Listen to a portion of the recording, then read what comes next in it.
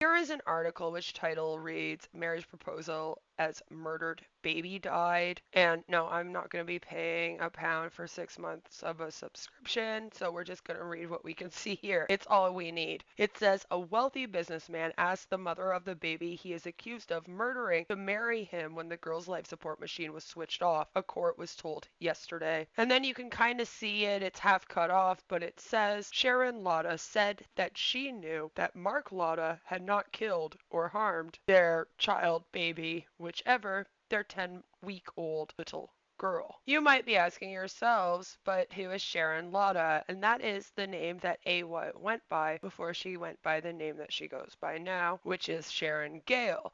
What is a channel on the YouTube platform that has just over 3,100 subscribers and 530 videos. They mainly cover foodie, beauty, girl world drama, but most of their videos are all about Chantel and the other people in Haterverse. And then every once in a while she'll do something true crime, it seems. And she also does live streams that, you know, the same effect, but you would all know her from this live stream called Kaya and Her Lovely Man Enter the Chat, in which she did an interview with Kaya Simon's life. I myself used this interview in a video that I did covering what went on, so go check that out if you want to hear more about Kaya Simon's life. This one's about a what? And I had clipped part of the interview and put it in my video, and then I was met with a dozen messages and people telling me that I did a bad job promoting this channel because no one should be promoting it.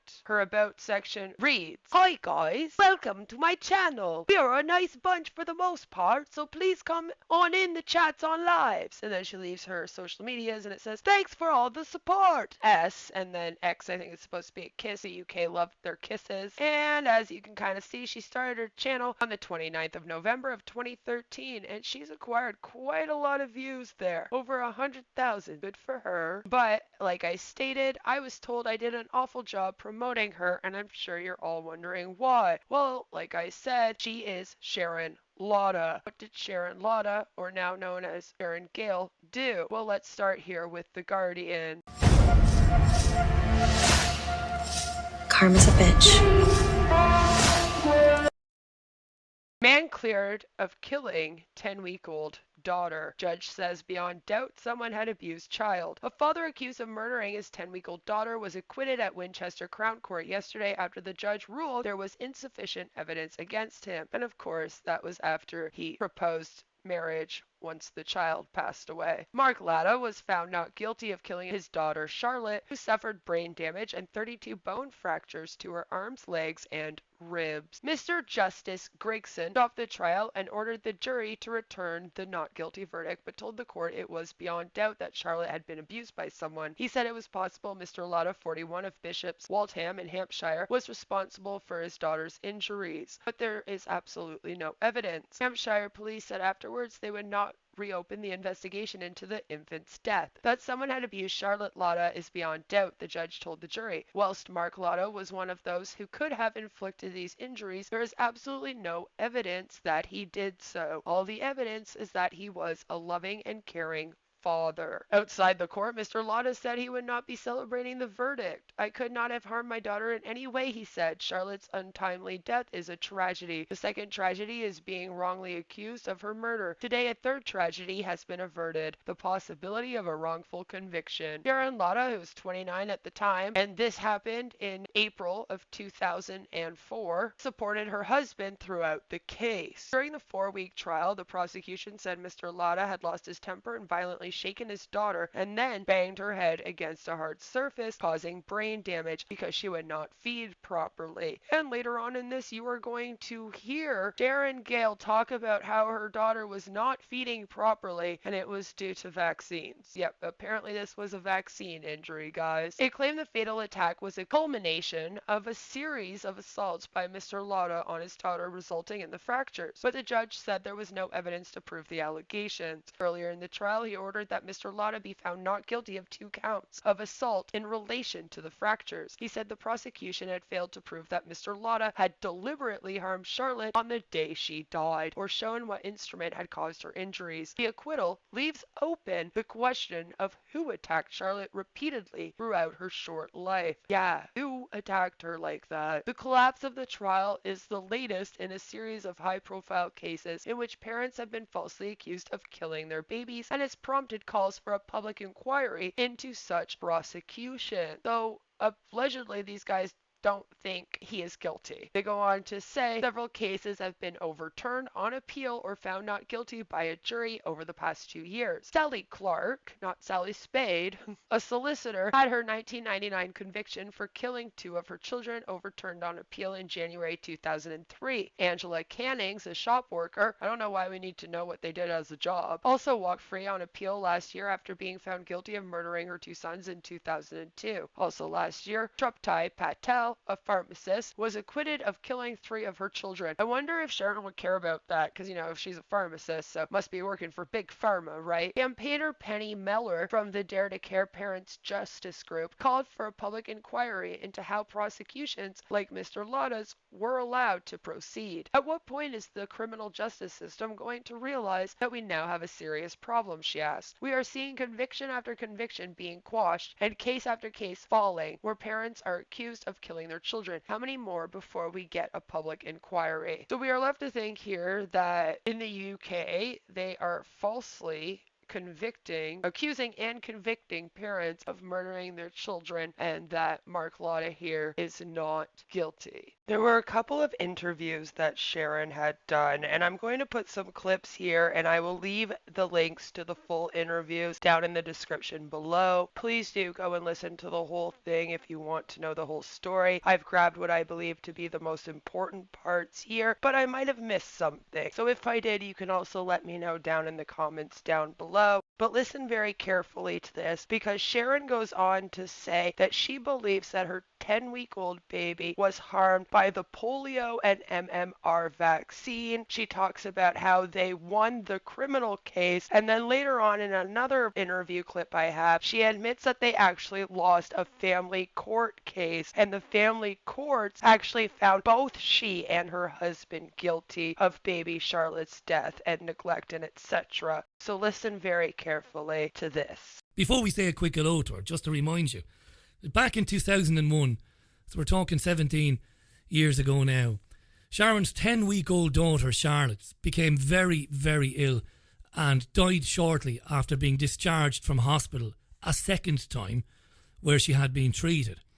And then, subsequently, Sharon's husband, Mark, then husband Mark, was accused of murdering Charlotte. It was alleged that after she had been discharged from hospital, that Mark had beaten her. He didn't. The trial was covered by the national media. I mentioned this earlier on, all the newspapers, all the radio stations. It was huge at the time. The first trial collapsed, if memory serves, from my notes today. There was a subsequent retrial, and then Mark was acquitted quite rightly. He had nothing to do with Charlotte's death. This is obvious. It was obvious to the court. It's obvious now. So she was determined to find out what had happened then. Why did she get so ill so quickly, baby Charlotte? And Sharon began to investigate. And by doing that, by starting that process, well, what she's uncovered since then and the consequences that she's, I suppose, suffered since then are remarkable. Let's welcome her to the programme. Sharon, welcome to the show. How are you? I'm good. I'm good, thank you. Thanks for coming on. We won't pretend that this is the first time we've spoken. We've had a few chats, and I've been mentioning already that there aren't too many people who have a story like yours. I've heard some tough and some difficult things over the years, but there aren't too many people like you who've handed me basically a deluge of documents which go beyond endorsing what it is that you're saying, prove categorically what it is that you're saying. And we'll come to the bits and pieces that you sent me, the documents you've collected. We're going to start, I think you and I spoke earlier, we'll do this in 3 parts. We'll talk about what happened to Charlotte. We'll talk about the aftermath of the trial, what you were doing, what you were looking into, and how that led up to you leaving the country. And then we'll talk about you coming back into the country. So we'll do it in 3 parts. Talk to us about Charlotte. Charlotte was born in 2001. Don't know what it's like. I imagine it's amazing. Beautiful, Yeah, I mean, beautiful child. Go ahead. at that time, I had a son from previous relationship, and my now ex-husband, he had two boys as well. So when everyone was round, obviously I was massively outnumbered. Even the dog was a boy. So to get this little girl that kind of made everyone related overnight. We couldn't have been more made up. We'd recently moved house, so Charlotte was born, and the day after we had, I think it was my ex-husband's son's birthday party, so literally she was born the day before, and a garden full of kids, and life was normal, but no one could have envisaged what possibly was going to be just around the corner, and it makes you wish you'd appreciated it all more because it changed so quickly. So Charlotte came along. It was by pure chance. She ended up having her vaccinations one day. Because we'd moved house, the card hadn't come through, for the old baby stabbing clinic to go and get these immunisations done. So I just basically taken her to the clinic to get her weighed because we'd had this house move and I hadn't had her weighed for a couple of weeks. So I'd just taken her down there, get her weighed, check that everything was okay. And they were like, oh, she's here to have her immunisations done. I was like, oh, hang on, I didn't know about that. Before I knew it, she was gone. The immunisations were done, and that was that. It went from having her weighed to just being absolutely, bombarded. I couldn't have got her out of that place without them being done. The health visitor was there, the nurses are there, the GPs are there, all the other mothers are staring at you if you kick up a stink, because I was like, I don't want her having the MMR. That was the only immunisation I had an issue with.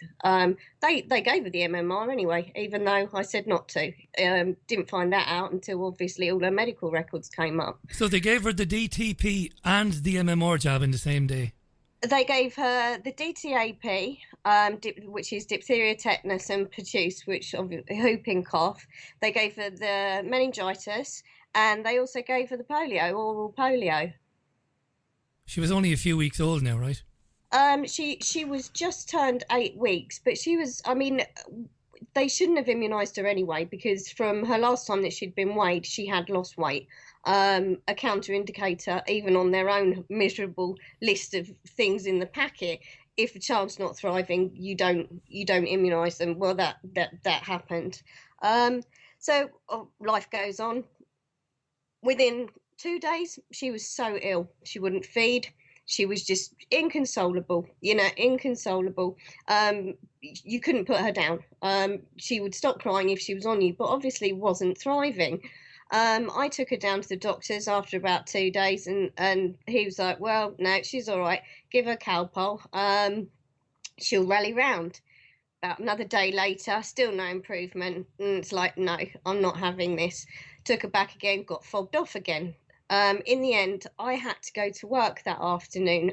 My ex-husband and I, we had a company at that stage, and he was at home with Charlotte, and I had to go. I can't even remember where I had to go now. Must have been a client that, was one of mine. Yeah. I got a call saying, I'm taking Charlotte to the hospital because I've taken her down the doctors again, and the doctors now referred her to Winchester Hospital. So that was down tools, straight in the car, down the hospital.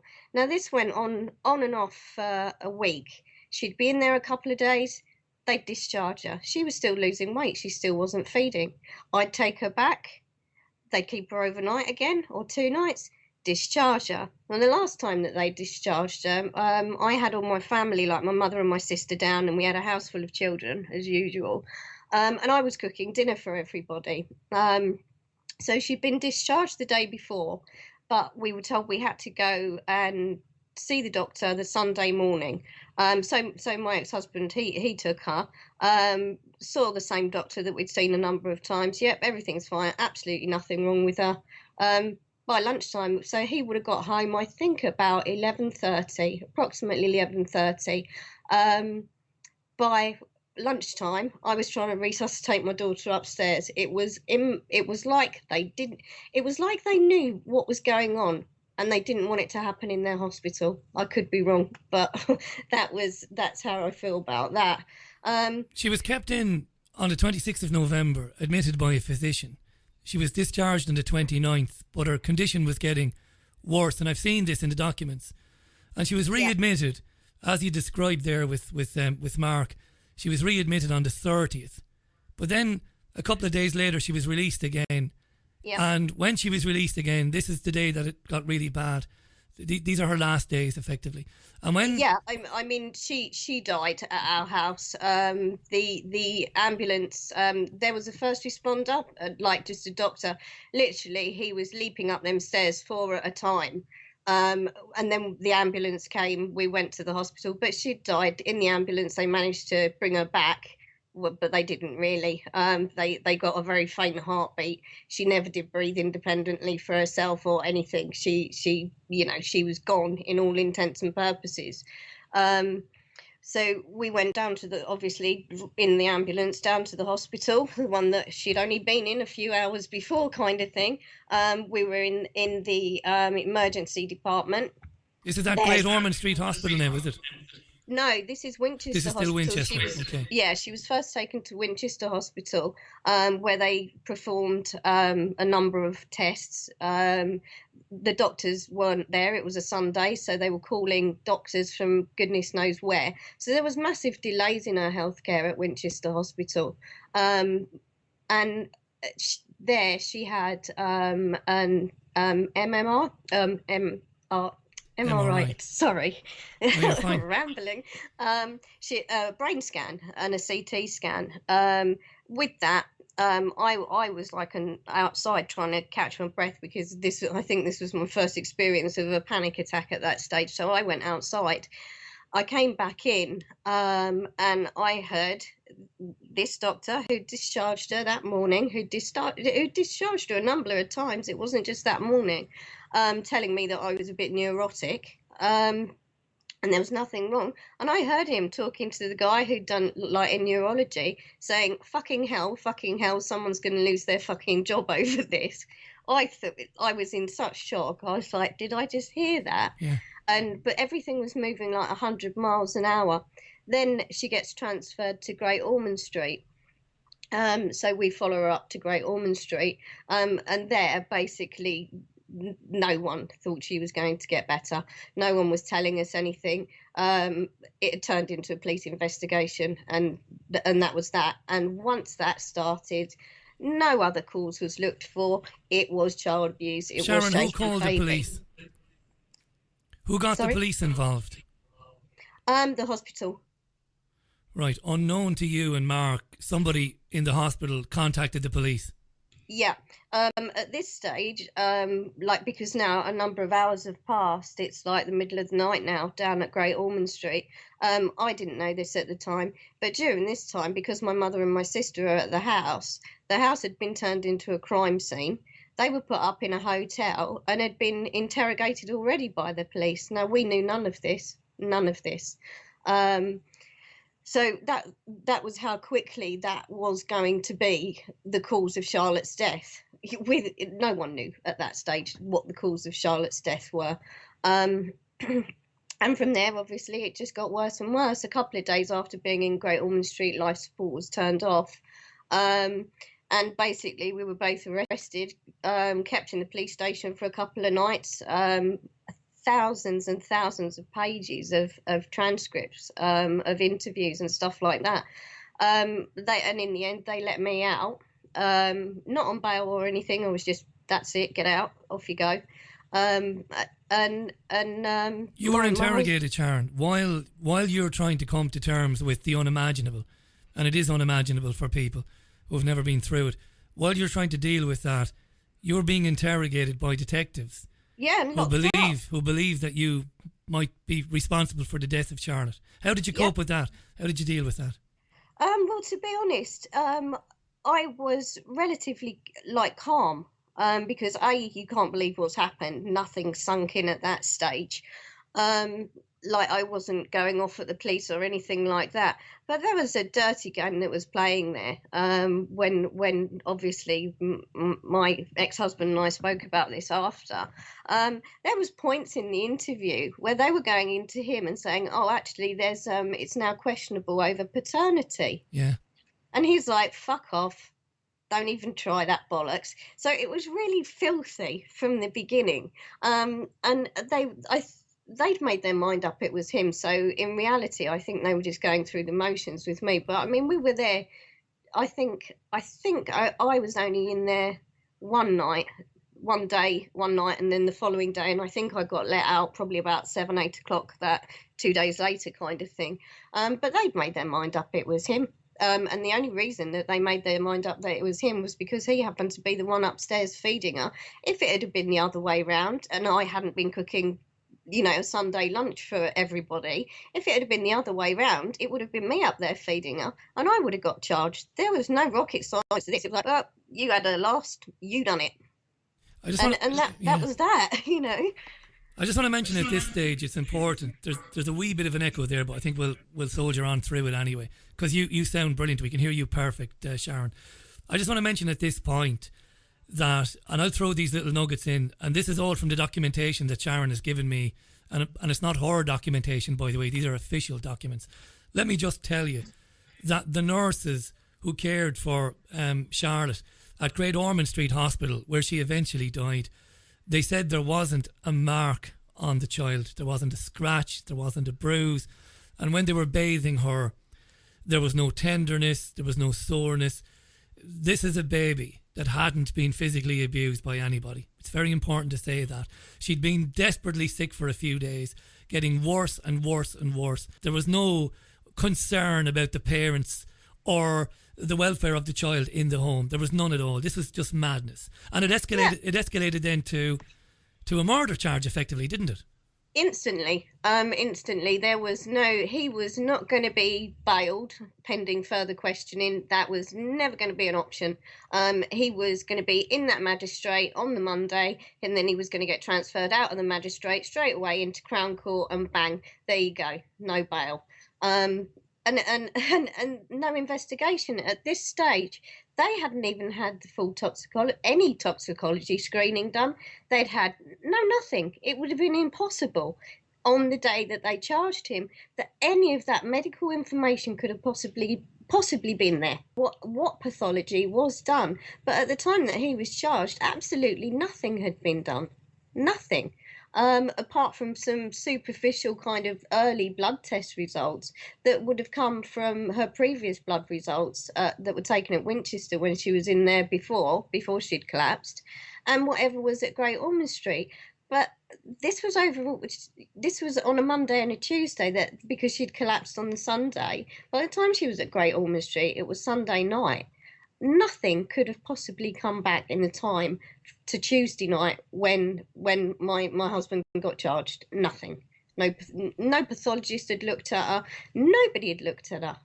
They had charged him, and they didn't have the go ahead or the authorization from a pathologist to say, yes, we believe the child was murdered. What about a death certificate?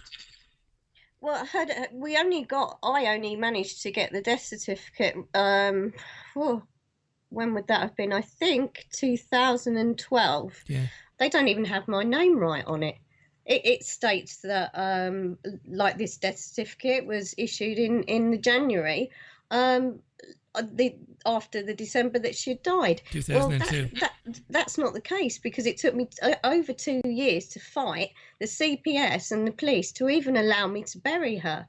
When we did bury her, I had to, the only way that I could do this to get her buried was by getting an interim death certificate. And the reason that I could only get an interim death certificate at that stage was because no inquest had been held.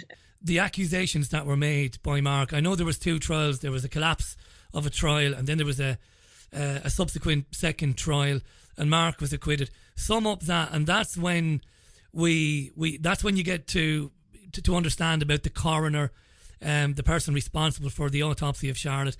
This is really important that we pay attention to this. The trial, Sharon, go ahead. What happened at trial? There wasn't any retrial. I couldn't have explained that properly. Probably my fault for jumping all over the show. What happened was, I mean, this went on 3 years, over 3 years, I think. What happened was they had actually started and stopped 4 trials. Because I was turning into like Jessica Fletcher at this stage. I'm finding medical experts. I'm not accepting what's going on, and I've established that there is nothing in this trial that's going to happen that's going to find out what happened to my daughter, because it's an adversarial system and no one cares about the truth. It's just about winning. Doesn't matter what the aftermath of that is or the legacy it leaves. Doesn't matter. So these trials started and stopped. The final trial, they let that run for 6 weeks. So 6 weeks I was going around swapping cars so the press weren't chasing me. And, I think I had more disguises than Salman Rushdie around that time. So the judge basically sent the jury away one Friday, let them go early on a Friday, which hadn't seemed that unusual because he'd done it a few more times for his benefit, I think more than anyone else's. And then on the Monday, and this is how much the police just love a prosecution witness, there I was, their star witness, not. And I'm driving in my car. I get a phone call on hands-free, answer it. It's my family liaison officer. And he goes, "You need to get to Winchester Court. The judge has done no case to answer. It's all over." Well, I nearly bumped up the curb and drove into a lamppost. He didn't even tell me to pull over. He just dropped it like that. And there was no explanation, no nothing. And the reason that I think he just did not want to put that to the jury. I don't know why he didn't want to put it to the jury, because I felt sorry for the jury. 6 weeks of seeing baby autopsy pictures and really things that, unless you're medical, you never would get out of your head again. And he didn't value that jury enough to even put it to them. And to this day, that's a mystery, because there was no reason for it. Who's Alan Anscombe? He would, of course, he would have been present at the trial. He gave evidence at the trial. He gave evidence at the trial. Anscombe was the pathologist, apparently. Turns out probably wasn't. Or he most certainly wasn't the first pathologist, as those doctors, as those documents that I gave you show. Because it turns out it was somebody else. No reporters ever, but he stood on there in that trial, gave a day and a half's worth of evidence, proclaiming that he was the only pathologist to have carried out that autopsy. Then the documents come in all those years later. Oh no, it was somebody else. So whether the judge actually found any of this out, and that's why it didn't go to trial, didn't go to the jury, because I think if it had gone to the jury, he probably, like everybody else in these cases, would have been found guilty. That it didn't go to the jury, so we couldn't be judged by peers, was because maybe the judge did find out. And that's why he wanted this out of his court as quickly as possible. What you're going to hear in the next few minutes is extraordinary, but let me tell you, it's absolutely true.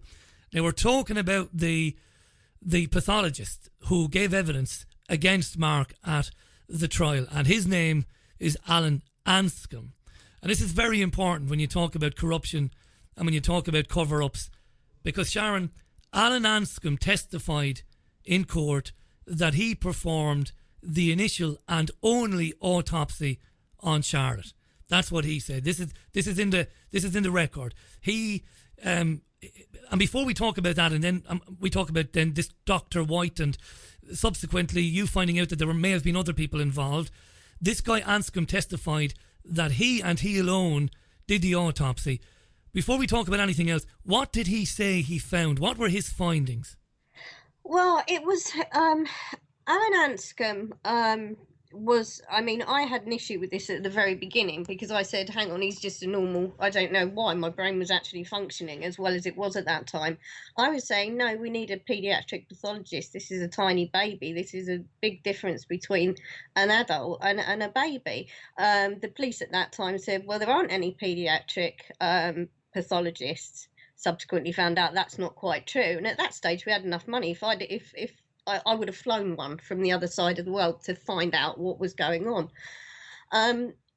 Anscombe basically corroborated. By this time, we've got Alan. This is right in the early days. This is like the CPS at that time, their little dream team of medical experts, which consisted of a Dr.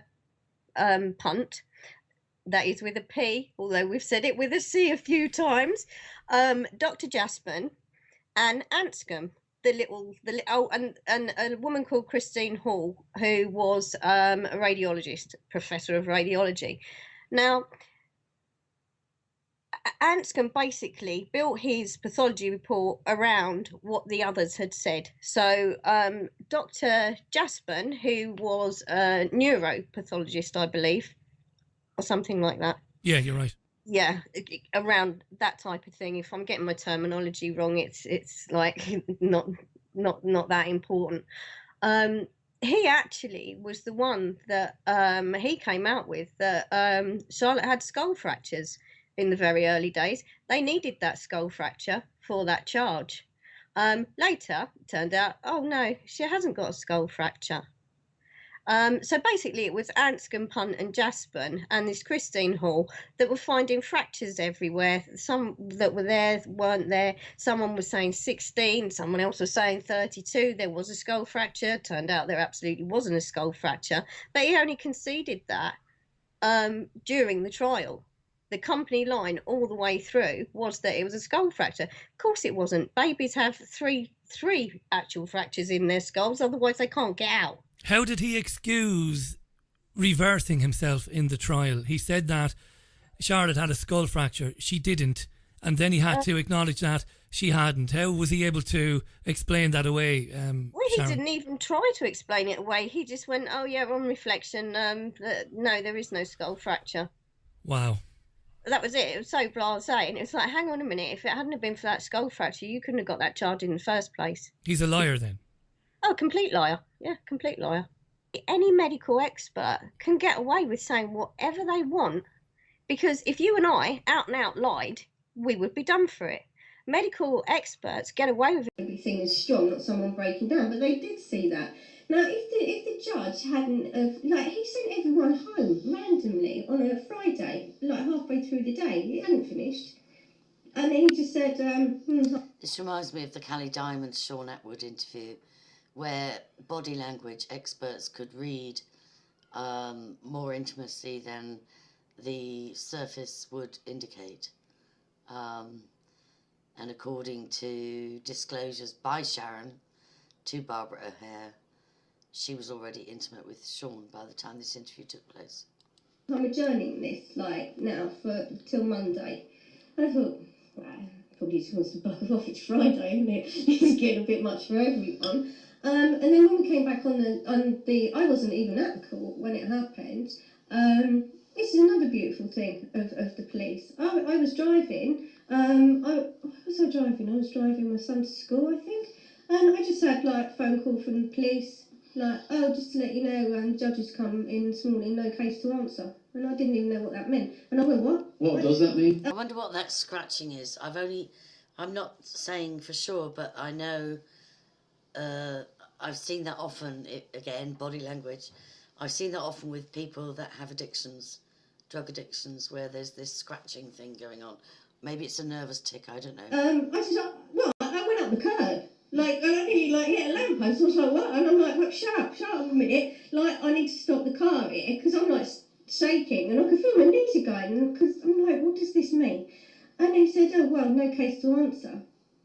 And I was like, so you've wrecked my life for 4 years for fuck all? And he was like, well, not really, because he's still guilty. It doesn't mean he's not guilty. I said, well, what does that actually mean then? Oh, well, the judge didn't think there was enough evidence to put it to the trial. I went, what, there wasn't any evidence because he didn't do it, and that's why it's not going to the jury. But if it had gone to that jury, they look terrible. They look worse than me. They look worse than me. These old techniques. They've got the emotional reaction. It was awful. Who are they going to believe?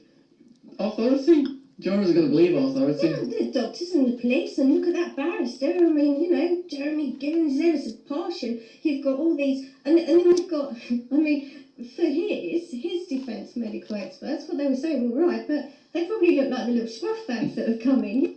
His defence experts, right? Okay. Yes, they were picking the holes in. Court is theatre. Whoever puts on the best show actors, yeah. wins. You've got your best actors. The state always has the most money to put on the best show and pay the highest money for the actors. Well, this is the disgusting thing about it, on top of all the other disgusting things about it, is they estimated that trial come to over £5 million. What a waste of taxpayers' money. And all those people who went against you guys, they're the ones who should be in prison as far as I'm concerned. So you're saying that with this nothing to answer, he doesn't have to go to prison, but he still has a guilty? No, not guilty. I'm not guilty. Not guilty. Okay. But that wasn't good enough for social services, obviously. So this is not the end of your story. You've not won at this point against we haven't the won state. anything. No, we haven't won anything. What happens next? Well, all the time this is going on, social services are crawling all over me. Now, it wasn't small fry, because they were actually putting more stress on me than the police and everything else was, than the company, the social services, because they're threatening you with your child that's there. You've lost one, and you know it. Like, I made a huge mistake when the police first said that they were going to make me prosecution witness. There was this cop around my house, and I'd not seen him before, and I never saw him again after. And Now, Sharon says she made a huge mistake.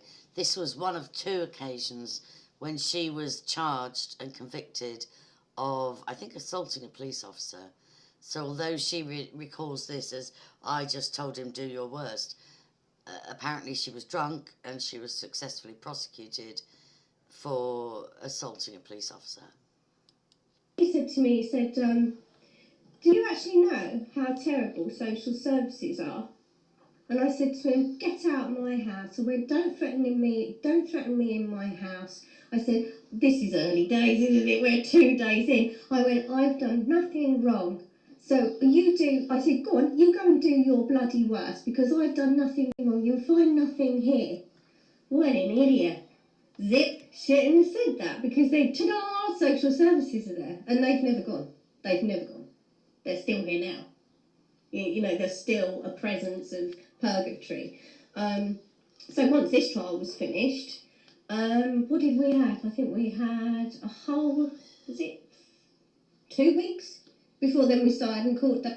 I'll just stop that comment for a moment here. I hope Sean Atwood realises this is fair use 107 in the interest. This is a public figure. Sean's a public figure, and I'm simply referencing what somebody drew to my attention. I had watched this interview before, and then she goes on to talk about the family courts taking a different viewpoint.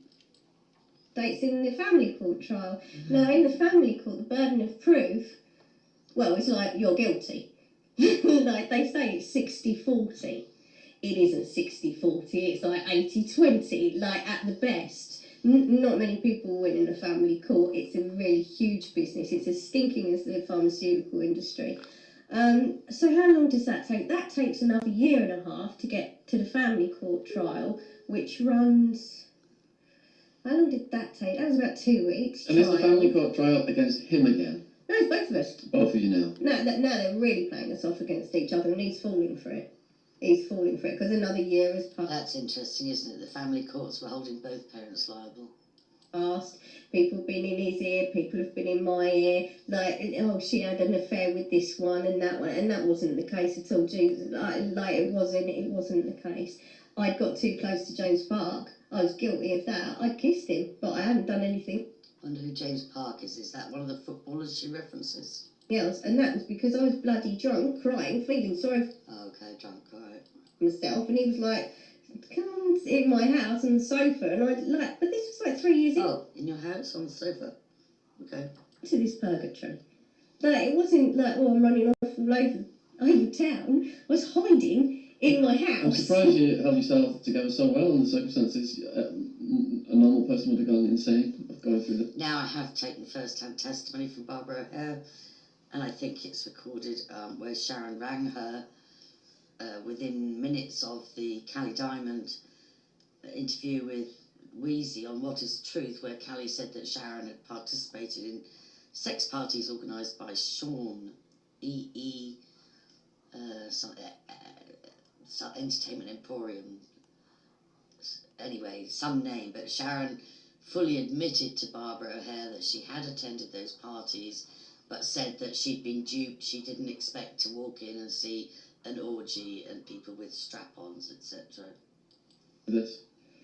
I don't know. People say that to me, and I don't think there's anything special with me at all. I think until you have your family threatened in such a way that you don't realise how strong you are at all. If anyone would have said that, like, this is getting ridiculous, because I've been there with my son and that, like, oh, the murder trial's going on, and then all of a sudden, oh, Jesus Christ, I'm a child killer. So the media are all over it again? No, they can't. No, reporting restrictions. Yeah, the reporting restrictions. So isn't that clever with family courts? It takes it into the private, and it's supposed to be for the protection of the children. Baby Charlotte was already dead. The family court. So this is great. What they do is they troll all the medical experts that have earned tens of thousands of pounds in the criminal trial. The same old motley crew are in again, and of course they win. Didn't win with me. Wow. He got a civil murder finding. Wow. Did you hear that? Thank you to the person that sent me this reference. There was a civil finding of murder against Mark, aka Doug Latta, in the family courts. He was also reported to the police for stalking, drugging and raping an ex-employee. When that ex-employee reached out to Sharon years later to try and continue healing from that rape, Sharon told her she deserved to have been raped by her ex-husband. And I saw that evidence with my own eyes. Against him. Which means what? You have to go to prison for that? No. Just means no prison. Just a finding of murder in the secret family courts with no prison sentence. Researchers have told me to look more closely at Mark Latta, Sharon's first ex-husband. His father was very senior in the Royal Air Force, I believe, and that definitely warrants a deep dive. Especially if the secret family courts found him guilty of murder of the baby, they acquitted or had insufficient evidence to find Sharon guilty, although they certainly alleged her guilt. So after I found those interviews and I had read through some of the articles, I dug further and you won't believe what I found. Everything's weird. Yeah, so things are a little weird and they get even more weird when you get to this page here, which as you can see is called Exposing the Hoaxted Trolls. Latest news from the Hoaxted Research Satanic Community. So you know how much I love satanic communities. I am Satan's daughter myself, and therefore, let's see what they have to say here. This was written January 30th, 2021, and it says, "I am broken," says Sharon Gale. People's worst fears were realized today after the latest car crash. YouTube Live from the darling of the truth movement, Sharon Gale. Hello. Look at the fucking state of me. This is what happens when you have online trolls saying they're gonna dig up your baby. This is what I have to deal with. Yeah, I don't agree with anyone saying that to her. I don't care if you think that she did this. Please don't do that. Think of the poor little baby. Like, the little baby doesn't deserve that. Don't use the baby like that. That's gross to me, too. I have to agree. What the fuck? I'm pissed again. They did this cartoon, and it says, "Pissed again, Sharon launched into a tirade of abuse against ex-prostitute Nikki Cooper, accusing her of threatening to dig up her baby's body who died in 2001. Dig up my daughter? Really? I will fucking murder you." Milking sympathy and using the tragic death of her daughter as the means to get it. The truth is, Nikki Cooper didn't actually say she would dig up her daughter's body, but rather that there needed to be a new investigation into the death and the remains would need to be digged up. I mean, that is the sad truth. If they do investigate the child's death again, they will probably dig up the baby's remains and, like, do another autopsy, do tests, etc. I'm fucking broken, people. I'm fucking broken. This is what it looks like. Nikki Cooper. Nikki Cunt Cooper. This is what it looks like. Yeah, they usually do things like this to get a reaction. So if you give them a reaction, then trolls usually just keep going. Exhuming bodies in light of new information and investigations is common in the UK. I'm just some stupid woman from Hampshire. I'm not anyone. Turning on her supporters and spitting venom at anyone who shows her any kind of support or sympathy. Sharon Gale complained strenuously that she was being destroyed from inside. Angela Power Disney, Barbara O'Hare, and Brian Harvey, you've destroyed me from inside. And then it has a little cartoon. This one was funny to me. Did you kill our baby? No, I blame the vaccines. And it's, of course, she and her ex-husband. I don't need a sick cunt like you telling me to have a lay down. Losing support and sympathy from her diehard fans and supporters, even her closest confidants, dared not leave a comment. Too frightened she would turn against them too. Mouse, Sharon, Bones, Grobnob. Yeah, I don't know who any of those people are. One such super supporter called David Simpson has withdrawn his support following her venomous backlash. Oh, fuck off, David Simpson. Fuck off. Another was Fanny Bones. Fuck off, Danny Jones. I'm not interested. Is it Fanny or Danny? Clearly not compost, menti, and on the verge of a serious nervous breakdown. Sharon remains at the mercy of her abusive boyfriend, unable to return to England and in danger of being classed an illegal immigrant with her 90-day Turkish tourist visa set to expire soon. Silent voice of justice says, Sharon, they are not destroying you. You are. Get some help. Having mercilessly trolled Jeanette Archer by lambasting her true life story of satanic ritual abuse while she was a child and ridiculing John Wedger and his work he does on behalf of victims of child abuse and satanic ritual abuse, not forgetting her glee towards Wilfred Wong being attested and locked up in jail, Sharon Gale is now crying foul when the tables are turned on her. She can dish it, but she cannot take it. Here we have a picture, I guess, of Matt Taylor TV reacting to her. Obviously not as strong in character as we have been led to believe, her latest car crash YouTube live has proved once and for all that she's not the strong-willed, independent woman we've all come to love, respect, and admire. Sharon Gale is like Marmite. You either love her or hate her. Nikki and Sharon, two sides of the same coin. I'm not well, you stupid cunt.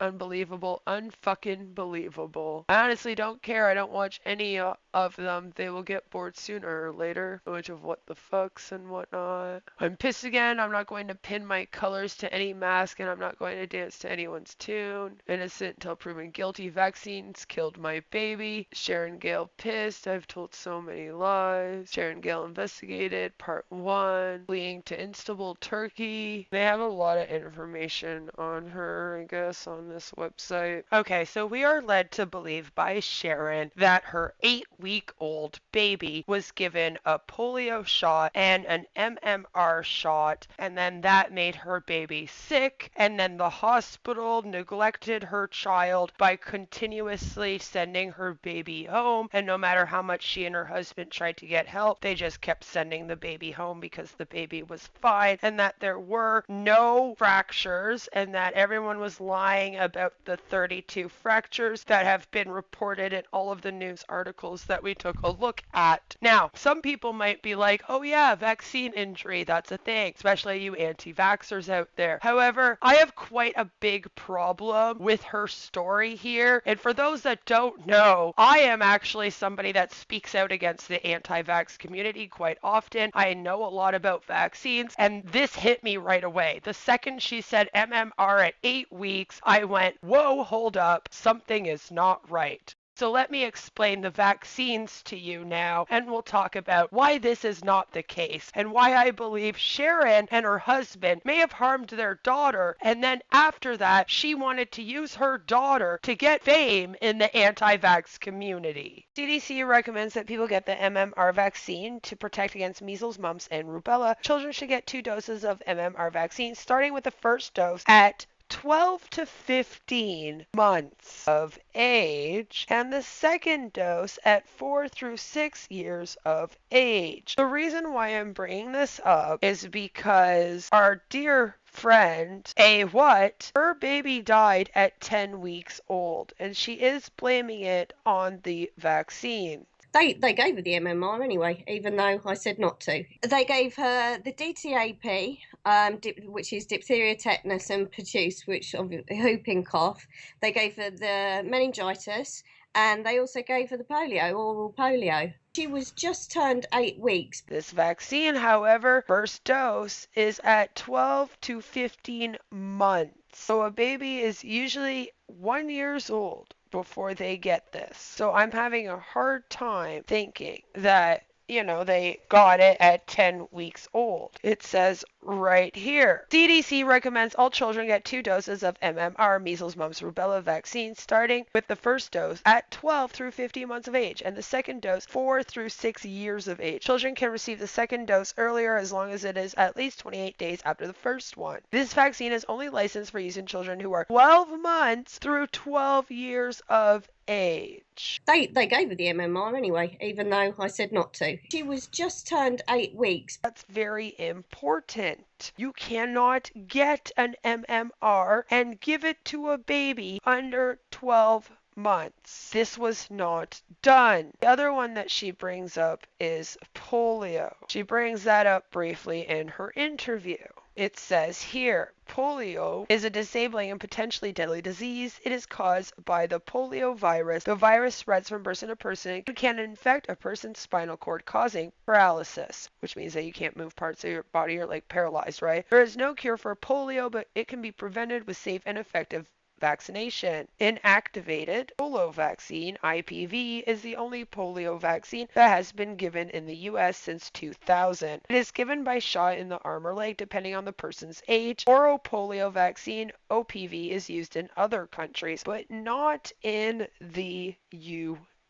As you can see right here in this little green box, it says CDC recommends that children get 4 doses of polio vaccine. They should get 1 dose at each of the following ages: 2 months, 4 months, 6 through 18 months, 4 through 6 years. So they could have been given a polio vaccine at 10 weeks of age. However, not the MMR. Now the issue is that this one does not make you sick. It says here that you can get mild side effects from the polio vaccine, but they are very uncommon. These include soreness near the injection site, redness near the injection site, and a low-grade fever. They say in rare cases, some people experience shoulder pain that lasts longer and is more severe than the usual soreness felt around the injection site. It also says that they're usually very mild symptoms and go away within a few days. The serious side effects. The main serious side effect associated with the polio vaccine is an allergic reaction, though this is very rare. The Centers for Disease Control and Prevention estimates that about 1 in 1 million doses causes an allergic reaction. These reactions usually happen within a few minutes or hours of receiving the vaccination. Symptoms of an allergic reaction include hives, itching, flushed skin, paleness, low blood pressure, swollen throat or tongue, trouble breathing, wheezing, rapid or weak pulse, swelling of the face or lips, nausea, vomiting, dizziness, fainting, blue-colored skin. And then it says that you need to seek medical treatment right away. It also says here that some parents avoid vaccinating their children due to concerns about thimerosal.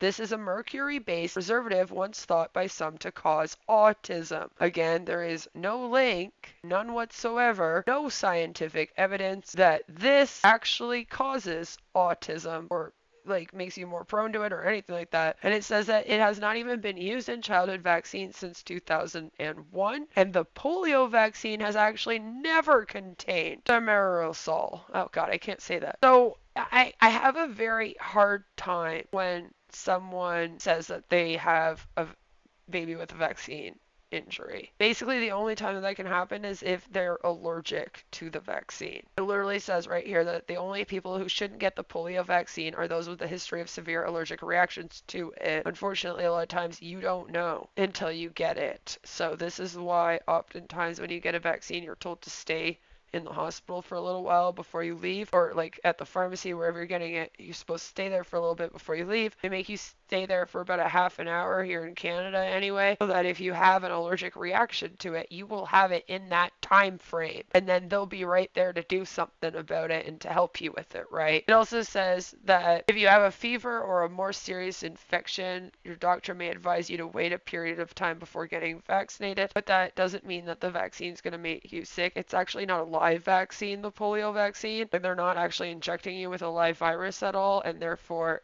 that's not a worry. Since a lot of people got a hold of me about all of this, I waited until I was in a really great mind frame, which happens quite often, by the way, and then I was able to cover this. If this was really hard for you, I'm very, very sorry, but I did promote this person's channel, and if you know me, you know, hey, I might promote someone that sucks sometimes because I see something good they do, and I go, oh yay, and I'm not the type of person to go look up someone's entire history on the internet. I don't fucking care. So I depend on my audience and on my community to tell me if I do that, and then, you know, the person ends up being a piece of shit. That's kind of what happened here. Is I told everyone to go subscribe to this person based on their interview with Kaya Simon's Life and how passionately they were against the abuse of children. And now with the information I have today, I feel like I would not be doing my due diligence to you guys, my audience, my community, my loves, if I did not tell you this information. I preach all the time on my channel about making an educated, informed decision about who you should be supporting. Therefore, if I do not give this information to you the moment I can, as soon as I find it out, I am not offering that to you. I am not doing my due diligence of giving you all the information so that you can then make your decision on what you think about this creator. I am unsure what happened to their baby. It's a lot of information. It is very apparent to me that Sharon Gale is lying about her baby having become ill due to the MMR vaccine, since her 8-week-old baby would not have had the MMR vaccine. Her baby also couldn't have become ill due to the polio vaccine unless her baby had an allergic reaction. I feel the doctors would have been able to diagnose that issue the first time her baby was admitted to the hospital, though.